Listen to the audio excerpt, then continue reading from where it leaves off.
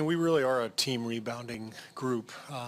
We're not the biggest team. I think Zaza's done a good job getting a body on Tristan, and then that's allowing other people to come in and get boards. And Steph's always had a really good knack for long rebounds coming over the top, and as long as we're hitting bodies and keeping people off the glass, then that allows him and others to swoop in and kind of get those long boards. How just Steph's series overall, defensively, rebounding, floor game, only one turnover last night. How good is he? Been great. He's been great. I mean, he just looks so much healthier than last year, stronger, faster, quicker. All the times they're putting him in screen and rolls, trying to wear him down, he's handled that really well. It's not always going to work, but he's working hard and staying really active. Next question, second row on the left. Steve, Ann Killian with the San Francisco Chronicle. I know all year you've been saying that KD is maybe even better than you thought he was, but now that you're seeing him in these high-pressure games, and particularly last night, what is he? How much better is he than you expected him to be? We knew how good he was, but just how clutch he's been. How many big shots he's hit for us. I think I said it last night. It just looks like he understands this is his moment. This is his time, and he's earned it. He's been in this league for a long time, and he's, I think, at the top of his game, at the biggest time. Ron on the right side. Ron Krejcik from the San Francisco Chronicle. Steve, your 3 years when the Bulls won, the best postseason they had was '96. They went 15-3.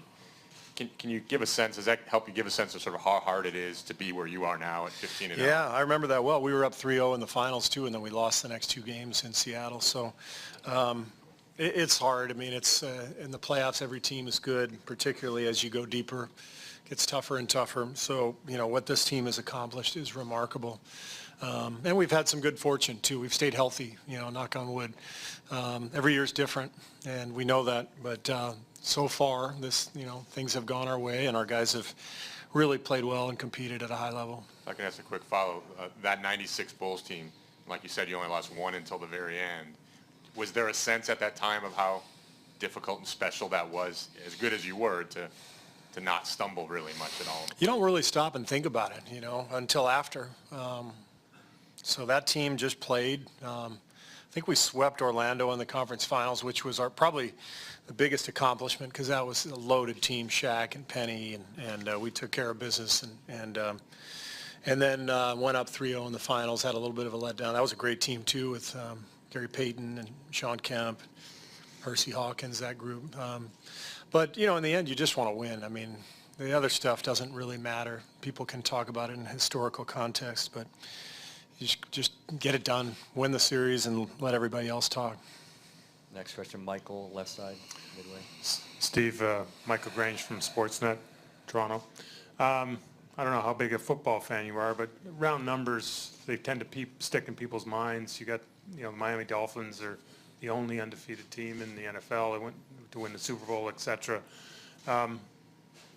Would it be at least a bonus for this group to have something like that beside their championship, an undefeated postseason?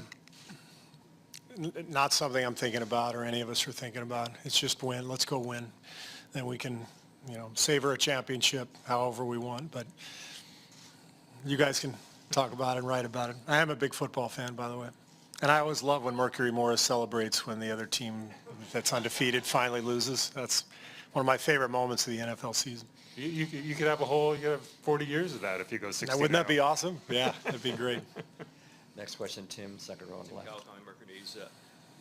Going back to the meeting in the Hamptons, we've talked about it endlessly, but when you made your pitch to Kevin, was it like this? What did you say? This is what it could be like? What was your kind of the text of your pitch to him? I think the whole thing was how fun it would be because of the style of play, because of the individual talents.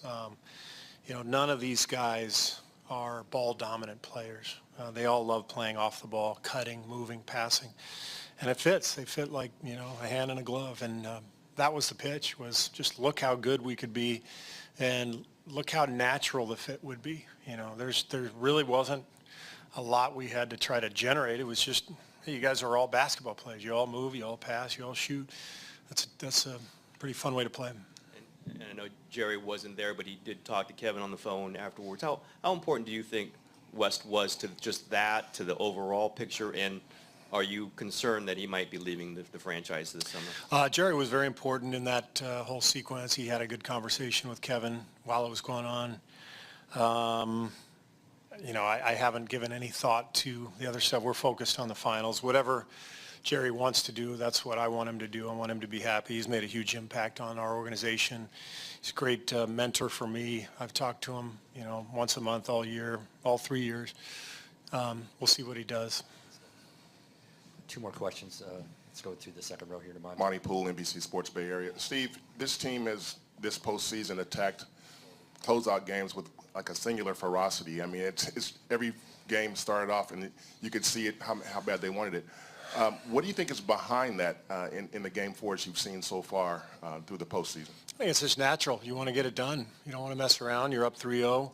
You got all the momentum. You got to carry that through. Final question to Marcus in the back against the wall. Marcus Thompson, Barry News Group. Steve, when you got a talent like Durant, how much does it unlock his game? We already knew he was good. He's been in the league in a while. How much does it unlock his game playing with other players who are also really good? Same for any player.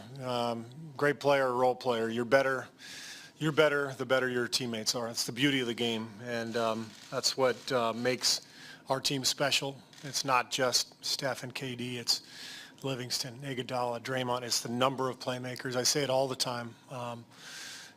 Guys just make it easier on each other. It's the beauty of Cleveland's team. They complement each other. The best teams, obviously have the best players, but they complement one another well. And I think our team complements each other beautifully. Have you seen Durant's game grow? Do you feel like he's gotten better? Yeah. I think he has grown in terms of his ability to play with the other 4 guys, with our movement and our spacing and our flow.